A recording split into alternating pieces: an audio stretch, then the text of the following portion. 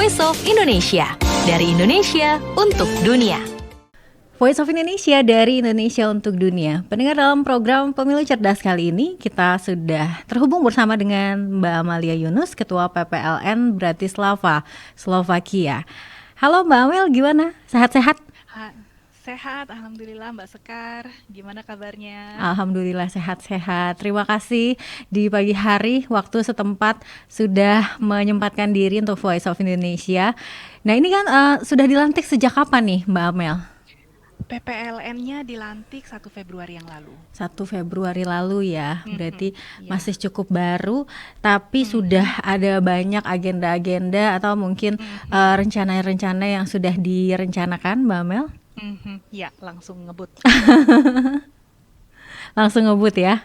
Karena Iya. kalau untuk di tahun-tahun yang sebelumnya itu mungkin apa yang menjadi tantangan atau kendala di sana? Bedanya ya dengan tahun-tahun sebelumnya itu ada untuk 2024 ini ada penambahan jumlah pemilih potensial yang cukup signifikan di Slovakia. Jadi kalau mungkin bahkan lebih dari 100%. Wow.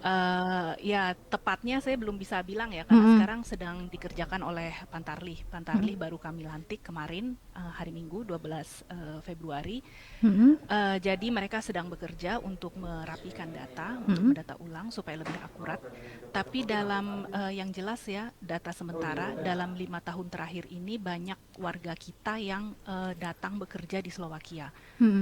Begitu Mbak Sekar. Oh oke. Nah ini 100%-nya ini apa dari mahasiswa atau seperti apa nih Mbak Amel? Pekerja. Oh pekerja. Pekerja, Oke. ya. Jadi mungkin apa yang menyebabkan ada fenomena dari kenaikan data pemilihnya ini sejauh yang Mbak Amel ketahui? Banyak pekerja kita yang datang saja Mbak. Umumnya itu di bidang manufaktur. Oh manufaktur. Di kantong-kantong industri di sekitar Bratislava ya, di radius 30 menit dari Bratislava tuh ada kota-kota seperti Senec, Malacki, itu banyak merekrut pekerja Indonesia. Oke. Nah ini kalau untuk tahun lalu ini berapa dari datanya ini berapa persen yang menggunakan hak suaranya?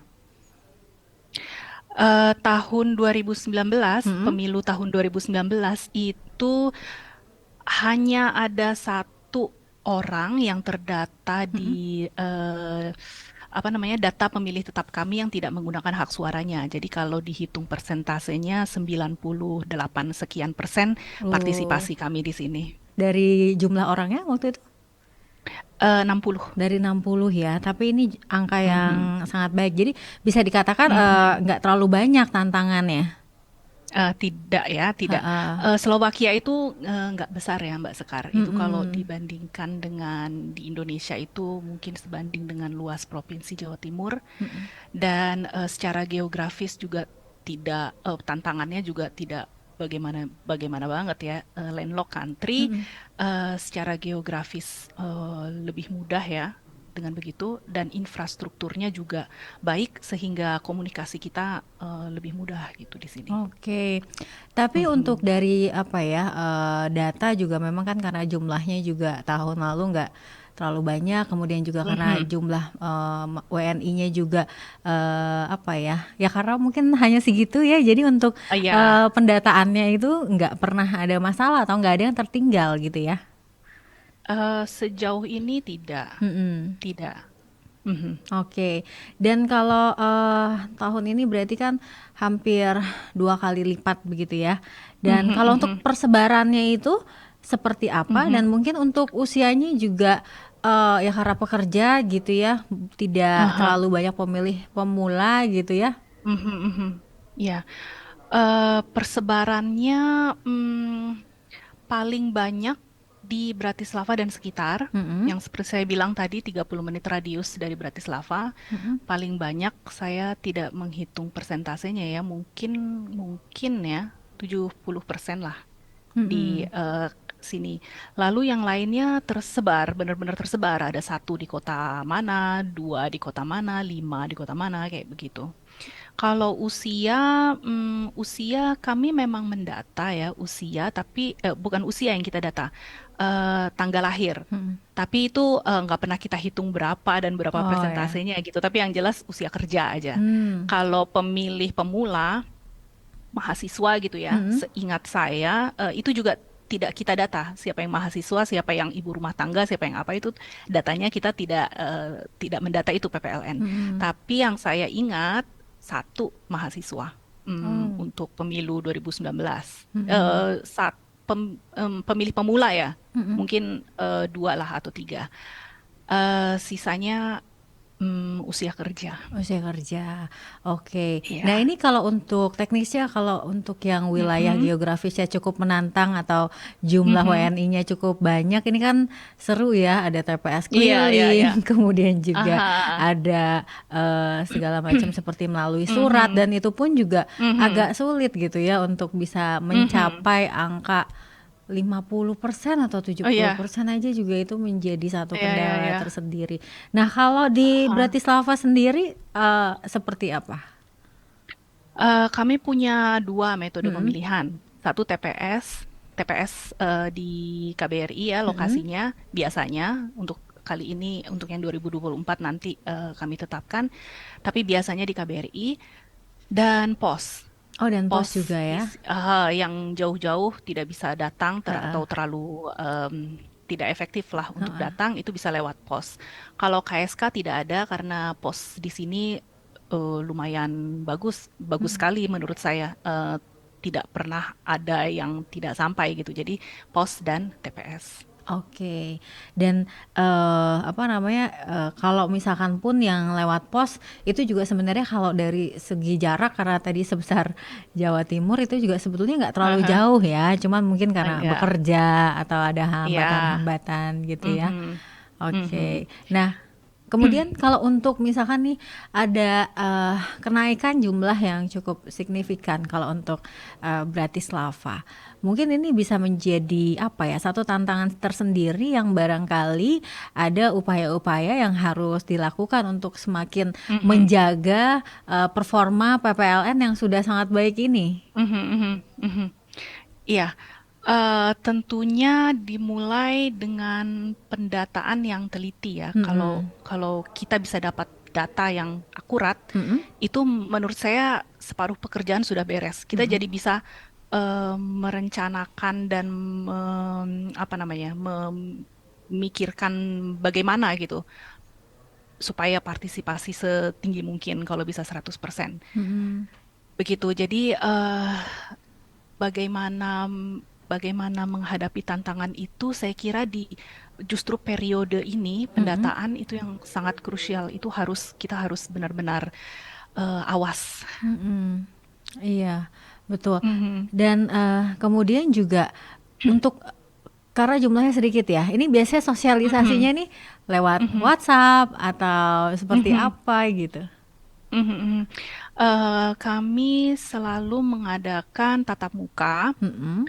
di Bratislava. Mm-mm. Tentu tidak bisa semuanya datang, jadi sisanya telepon, WhatsApp Mm-mm. atau ya atau di ya pertemuan-pertemuan lain selain di sosialisasi yang PPLN adakan. Mm-mm. Oke. Misalnya lagi ada pertemuan entahlah apa gitu, Mm-mm. itu sebisa mungkin kalau PPLN tahu dan apa namanya eh, bisa dapat diraih gitu ya, Mm-mm. kami datang. Oke, baik. Dan bukan berarti jumlah yang sedikit ya.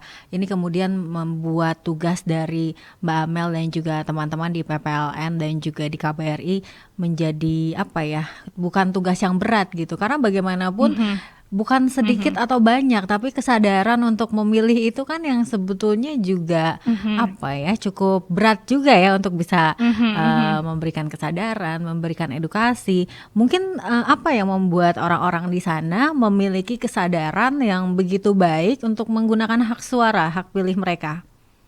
mhm. Iya, mm, mereka eh kenapa apa ya?